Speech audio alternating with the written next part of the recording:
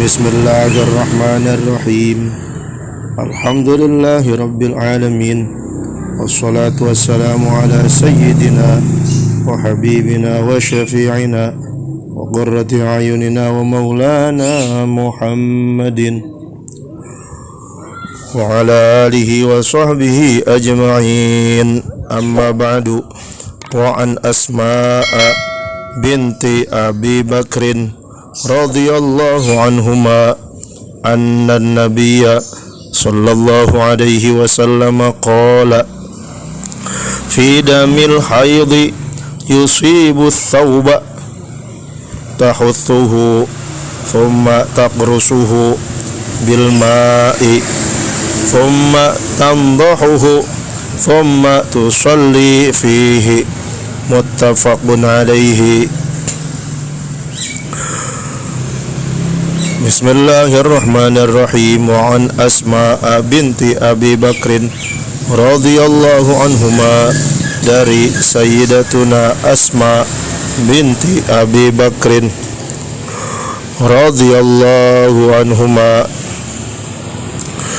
anna nabiyya, sesungguhnya baginda Nabi Muhammad sallallahu alaihi wasallam qala, yaitu bersabda Nabi, fi damil haidhi, di dalam membahas tentang darah haid, yusibu, mengenai ini damul haidhi, as-sauba, akan pakaian, tahutsu, engkau mengerik atau mengikir, hu, akannya damal haidhi, thumma taqrusuhu, kemudian kamu menggosok, hu, akannya damul haidhi, bil ma'i, dengan air, thumma tandahuhu, kemudian kamu mengguyurnya, thumma tusalli, kemudian kamu sholat, fihi, di dalam itu thawba. Muttafaqun alaihi, hadis riwayat muttafaq alaihi. Bismillahirrahmanirrahim. Hadis yang selanjutnya adalah hadis pembahasan tentang darah wanita yang sedang halangan atau menstruasi, kemudian mengenai pakaian, bagaimana hukumnya dan bagaimana cara membersihkannya. Dalam ajaran agama kita diajarkan oleh baginda Nabi kita Nabi Muhammad sallallahu alaihi wasallam bahwasanya kesucian itu atau kebersihan pakaian kita ketika ingin melakukan sholat adalah sesuatu yang harus dijaga berdasarkan dalil perintah dari Allah Subhanahu wa ta'ala, dan menjaga diri dari najis juga diperintahkan oleh Allah Subhanahu wa ta'ala berdasarkan dalil dari firman Allah Subhanahu wa ta'ala, wa thiyabaka fatahhir, dan pakaianmu wahai Muhammad, fatahhir, maka sucikanlah. Dan Allah pun juga mencintai orang-orang yang suci dan orang-orang yang bertaubat. Innallaha yuhibbut tawwabina wa yuhibbul mutatahhirin. Maka karena menjaga diri dari najis ketika ingin melakukan sholat adalah hukumnya wajib, maka baginda Nabi kita pun mengajarkan kepada kita bagaimana cara membersihkan najis. Sebagaimana salah satu najis yang ada, yang diciptakan oleh Allah Subhanahu wa ta'ala, yang biasa terjadi dan dialami oleh kaum perempuan adalah darah halangan atau tamu bulangan atau pamengan kalau orang Sunda bilang. Nah, darah haid ini sudah terjadi dari zaman Nabi Allah Adam alaihi salam dan Ummina Hawa. Dari semenjak beliau diturunkan ke alam dunia, itu Siti Hawa atau Ummina Sayyidatuna Hawa, beliau ketika hamil dalam keadaan capek, kemudian melahirkan pun dalam keadaan capek perjuangan, dan beliau pun mengalami haid ar-ronnah. Maka apa yang dialami oleh Sayyidatuna Hawa atau Siti Hawa pun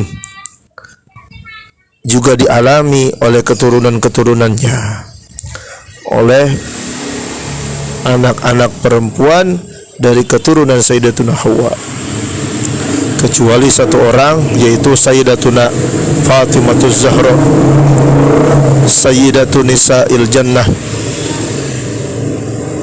pimpinan daripada wanita-wanita yang ada di surga. Sayyidatuna Fatimahuz Zahra, beliau yang mulia Sayyidatuna Fatimahuz Zahra seumur hidupnya tidak pernah mengalami haid sama sekali, bersih. Maka karena itu darah haid sering terjadi pada wanita atau pada perempuan yang biasa dialami 1 bulan 1 kali, atau ada yang mungkin 1 bulan 2 kali. Darah ini, karena darah ini termasuk najis, maka perlu dihindari. Tapi karena sering terjadi pada perempuan, maka sulit dihindari. Nah, sering kena pakaian, sering kena celana, sering kena baju gamis, kena tempat duduknya, kena kasurnya dan lain sebagainya. Ya, apalagi kadang terkena pakaian-pakaian sholatnya, seperti sarung untuk sholatnya atau sejadah untuk sholatnya. Yang menjadi pertanyaan, bagaimana hukum pakaian yang terkena darah haid tersebut, dan juga bagaimana cara membersihkannya kalau memang itu najis. Maka diajarkan oleh Nabi dari Sayyidatuna Asma binti Abi Bakar. Dikatakan an Asma binti Abi Bakrin radhiyallahu anhuma, dari Sayyidatuna Asma binti Abi Bakrin radhiyallahu anhuma. Berarti Sayyidatuna Asma ini adalah putri dari Sayyidina Abu Bakar As-Siddiq. Karena putri dari Sayyidina Abu Bakar As-Siddiq, maka otomatis beliau adalah ipar dari baginda yang mulia Rasulullah Nabi Muhammad sallallahu alaihi wasallam. Kenapa? Sebab Asma adalah putri dari Sayyidina Abu Bakar, berarti saudara dari Sayyidatuna Fatimah. Sayyidatuna Fatimah adalah istri dari baginda yang mulia Rasulullah Nabi Muhammad sallallahu alaihi wasallam. Kata Sayyidatuna Asma, anna nabiyya sallallahu alaihi wasallam qala, sesungguhnya Sayyidina baginda Rasulullah Nabi Muhammad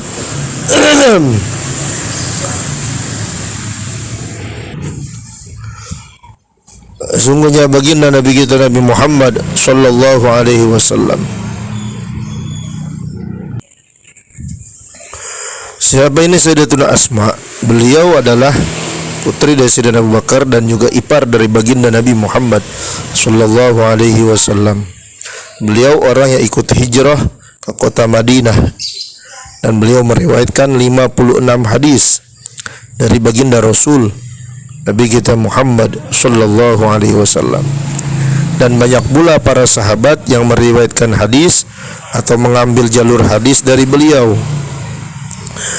Di antaranya adalah anak-anak beliau, yaitu Abdullah bin Zubair dan juga Sayyidina Urwah bin Zubair. Berarti Sayyidatuna Asma ini menikah dengan Zubair bin Awam bizai, pakai zai, bukan Jubair tapi Zubair. Dan juga Sayyidina Abdullah bin Abbas, termasuk salah satu dari 7 al-abadilah as-sab'ah minas sahabah, 7 orang sahabat yang bernama Abdullah, 7 orang ulama dari kalangan sahabat yang bernama Abdullah. Salah satunya adalah Sayyidina Abdullah bin Abbas, meriwayatkan hadis dari Sayyidatuna Asma binti Abi Bakrin. Dan Sayyidatuna Abu Bakar, Sayyidatuna Asma binti Abi Bakar radhiyallahu anha wa an abiha, beliau wafat pada tahun 73 Hijriyah.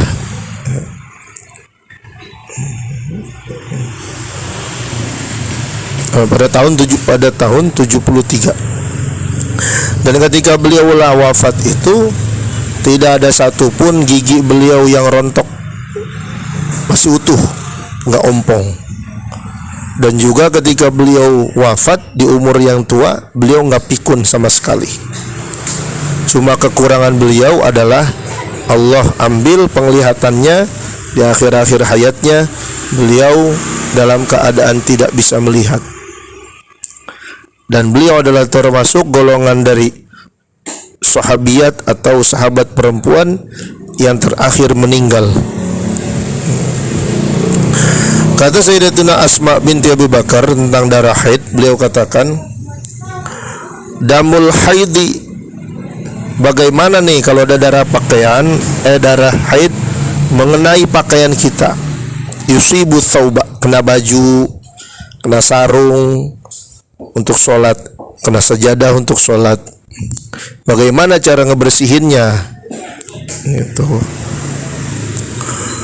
Maka kata Nabi, tahuthuhu, kamu kerik atau kamu kerok lah bahasa Indonesianya, kamu kerok itu darah haid.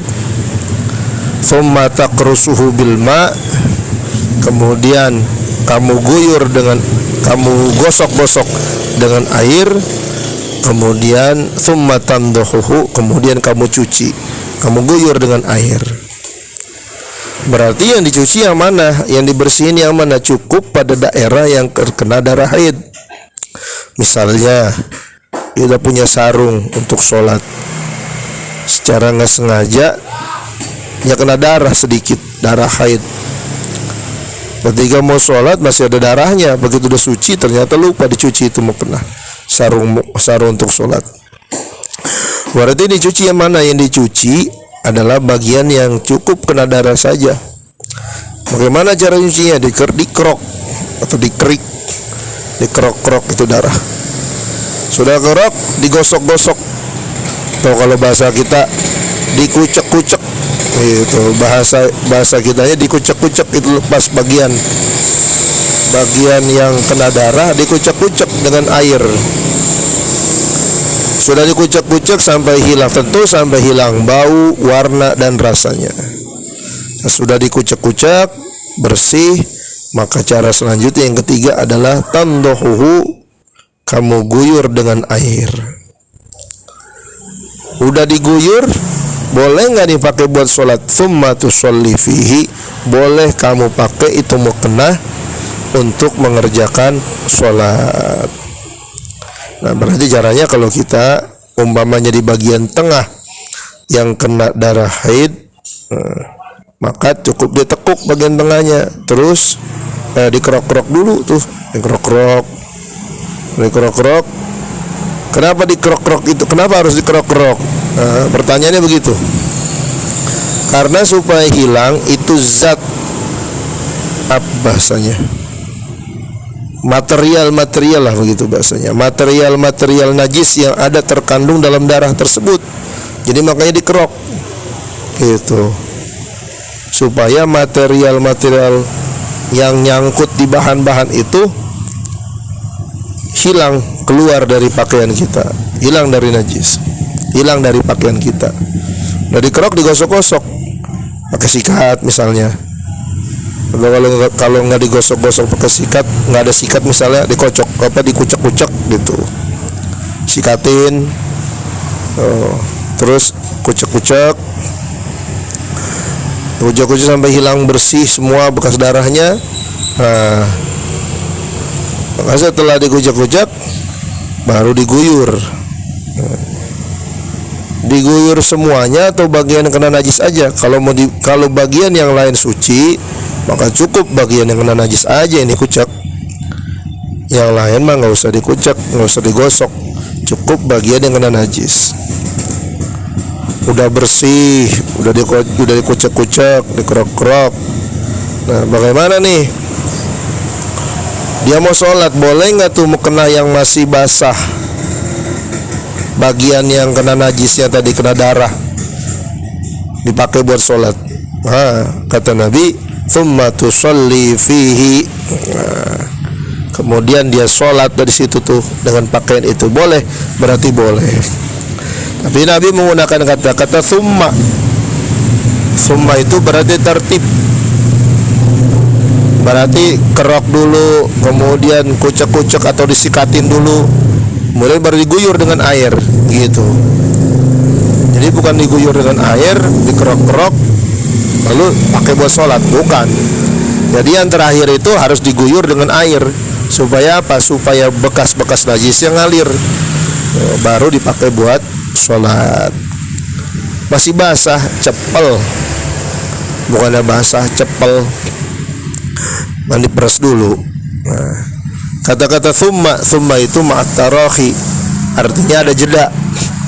Berarti boleh dijemur dulu, boleh sampai kering, atau mau dipakai langsung buat sholat, boleh gitu.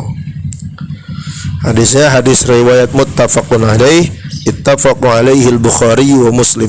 Sepakat perawi Imam Bukhari dan Imam Muslim dalam hadis ini.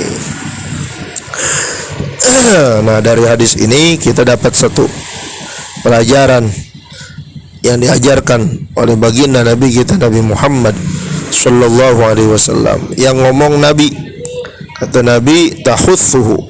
Omongan Nabi mulai dari mana? Mulai dari tahuthu, thumma taqrusuhu bil ma'i, thumma tanduhuhu, thumma tusalli fihi. Itu omongan Nabi. Berarti karena omongan Nabi ini hadisnya, masuknya hadisnya hadis qauli, ucapan Nabi. Itu. Nah, dari hadis ini kita jadi tahu bahwasanya ada beberapa kesimpulan yang bisa kita ambil. Satu, bahwasanya darah haid itu masuk dalam kategori najis. Buktinya apa kalau masuk dalam kategori najis? Buktinya adalah Nabi memerintahkan kalau ada darah haid atau darah yang kena baju kita, maka itu wajib di yusibul ma'a, wajib di tahuthuhu, taqrusuhu, thumma tanduhuhu. Wajib dikerok, digosok atau disikatin dan dicuci. Didalil bahwasanya berarti darah haid atau darah yang lain itu adalah hukumnya najis, begitu. Jadi darah itu hukumnya najis, berarti wajib dicuci, wajib dikerok gitu. Terus yang kedua, darah itu najisnya, darah haid itu najisnya adalah kategori najis yang mukhaffafah, mutawassithah, pertengahan. Buktinya apa? Buktinya Nabi nyuruhnya diguyur, bukan dicipratin. Dan Nabi nyuruhnya diguyur, bukan menggunakan 7 kali guyuran, salah satunya dicampur dengan debu. Berarti darah ini masuk kategori najis mutawassithah, dengan bukti bahwasanya Nabi nyuruh dicuci. Nah, terus kesimpulannya kedua adalah bahwasanya wajib mencuci bagian atau tempat yang terkena darah, dicucinya dengan air, dan cara menghilangkan najisnya atau zat najisnya atau material najisnya dengan cara dikerok gitu, dan dengan cara disikat supaya hilang itu zat-zat najisnya. Dan cara terakhirnya adalah dengan cara diguyur. Untuk apa? Untuk menghilangkan bekas-bekas najisnya. Bagaimana kalau cuma diguyur? Kagak sah, nggak cukup. Kenapa? Karena zat-zat najisnya tidak hilang, jadi harus dikerok gitu.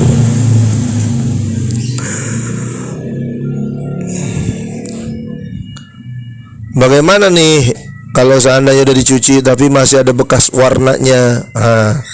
Adapun bekas warnanya, maka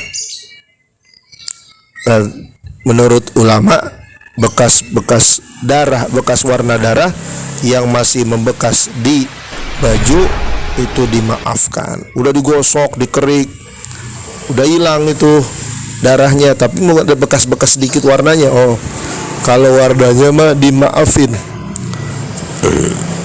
Kenapa? Karena ada hadis yang bilang wala yadurruka atharu.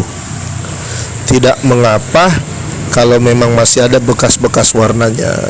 Tuh. Ya. Wallahu a'lam bishawab.